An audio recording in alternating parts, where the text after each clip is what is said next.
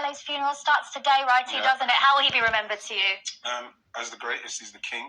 El Rey Pele. I remember I can actually remember the commentary because he's such an influence on my life. To see a black man loved and lauded, watched it in colour, my friend's house, and seeing everybody love him like they did.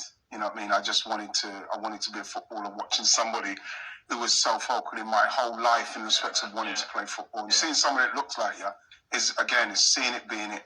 And I don't think that people understand the enormity of what he done in respects of inspiration to footballers and black footballers. Honestly, I genuinely, when I heard, because we knew that it was happening and any moment now, and you just well up. I just started to cry because you can't thank him enough. I met him twice, and I just didn't know what to say. It's embarrassing. Jules didn't know what to say to him.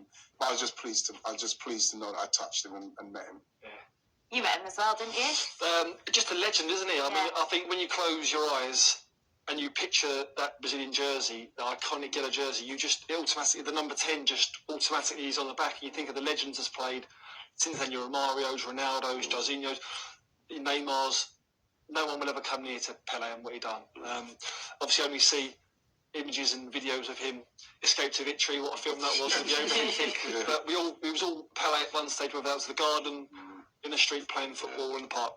The fact, Darren, that there are many of us that weren't even around when he was winning his first World Cup at the age of 17, and yet, even to this day, he's still used as the barometer for the greatest. That says it all, doesn't it, about the icon he is? I'm always fascinated by the debate around the greatest because he won the World Cup as a boy, scored 6 goals. Hey, what's up, guys? I'm here with Sanjay, and he actually purchased one of my pre-built Shopify brands for $17, and the store has... The World Cup as a boy, scored 6 goals in 4 games at the World Cup. He's exhausted by the end of it. You look at the footage, he collapses into the arms of his teammates. And one of the Sweden players in 58 says, one of the goals he scored was so good, I wanted to applaud. I mean, this was an outstanding individual talent, full stop. To have the consistency to win 3 World Cups is just off the scale. Actually, people talk about favourite moments. One of my favourite moments was a goal he didn't score. The miss against Uruguay, where the ball comes in from the left-hand side. The move starts on the halfway line. It comes in from the left. He runs past the goalkeeper. The goalkeeper doesn't know which way he's going. He runs back to get the ball, hits it diagonally across goal. Had it got in, it would have been the goal of the century. It just misses, but it's even the move sums up the fact that he loved to have fun on the pitch. You know, you get people who want to win. I've got to win this. I've got to win that. I've got to be driven by this, brand that. Pele just wanted to have fun, and that's why so many people love him, and we're inspired by him. Yeah, what's so wonderful as well is that when everyone is remembering these moments, everyone's got a big smile on their face because that's the legacy that he leaves, isn't it, right? You haven't wiped the smile off your face all weekend either, have you? Arsenal into the new year, top of the league, 7 points clear. How are you feeling? Feeling very, Jules, there's only 16 games, obviously, because normally it'd be 21 games up to now, but I was saying the other day, Jules, about just enjoying the moment. The players are very much, they're keyed in, they're dialed into what they're doing. It's going to be tough, again, Man City are probably the only team that could probably take a couple of injuries to key players and still go on to do it. Arsenal know, and Arsenal fans know that this is a very special time because it feels good, but if there is a couple of injuries, then all of a sudden, we're somewhere else. But at the moment, we're answering all the questions. And that's all you can do. You just take the next game, as cliched as that sounds, take the next game and don't get too carried away with everything, Jules. And that's, at the moment, I'm just enjoying that. I'm enjoying that aspect of it because it's very easy to start thinking of the guys on a like a... He came in dancing, He's celebrating already. It's so tough. Not to get carried away because when you look at it, Darren, you're looking at the teams and Sid, you look at it and you feel like all the other teams are having that kind of Leicester season vibe where they're not quite where they're meant to be, and Arsenal are kind of like taking advantage at the moment. So that's why I feel like I feel. I mean, just off the back of that, I think a lot of people, when Jesus was injured, said, that's it, Arsenal are done. Let's not kid ourselves. That's what they said, and they'd been warning about it, and they said that's their worst nightmare because Papa stepped up. Saka scored in both games since the World Cup. Martinelli scored in both games since the World Cup, and most significantly, Nketiah has scored in both games since the World Cup. And everybody said, could he really do it if Jesus is available? He's doing it. Why not?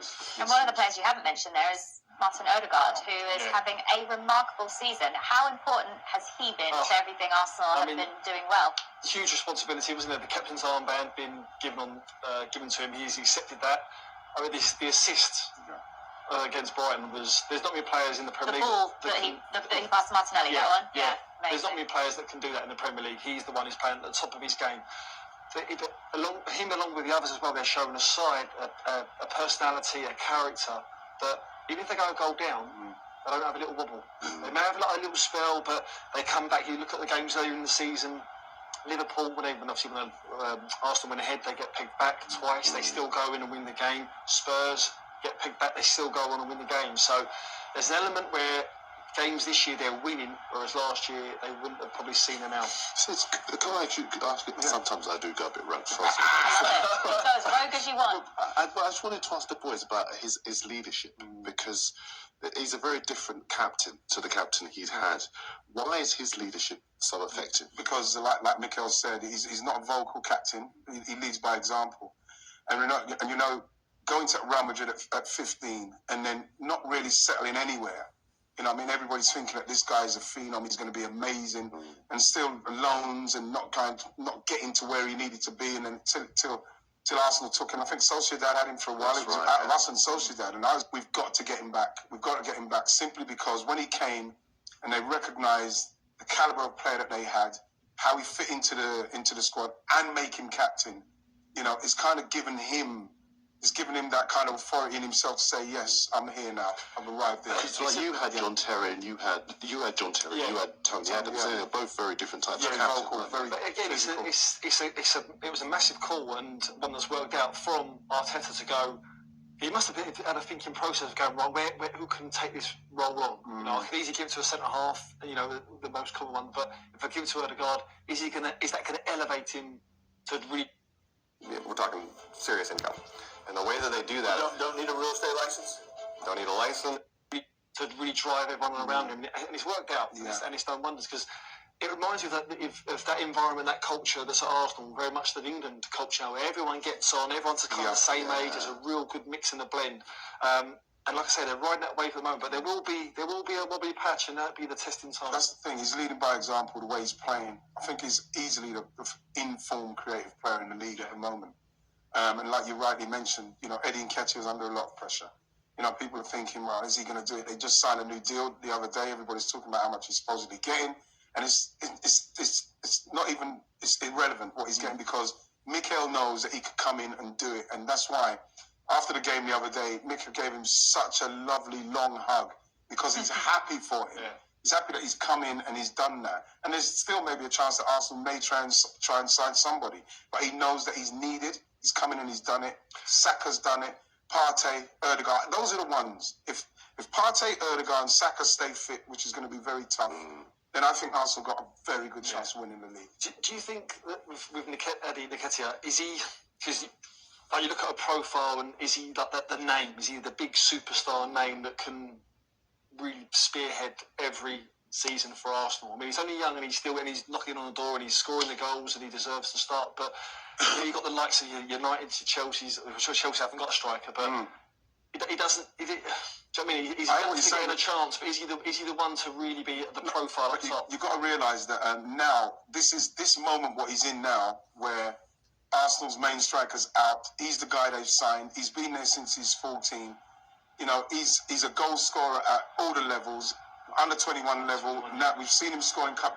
Now he's come on the stage and he's actually scoring. So this is his time to build that profile, to be that guy. Because then what people will see is that, well, when he came in, he was under pressure and he done it. Now people say, I want to take him as my main guy then. If Arsenal, because he's now proving that he can deal with that, Jules. He can deal with the fact that I could go in and I can be the main man. His link-up play's been good.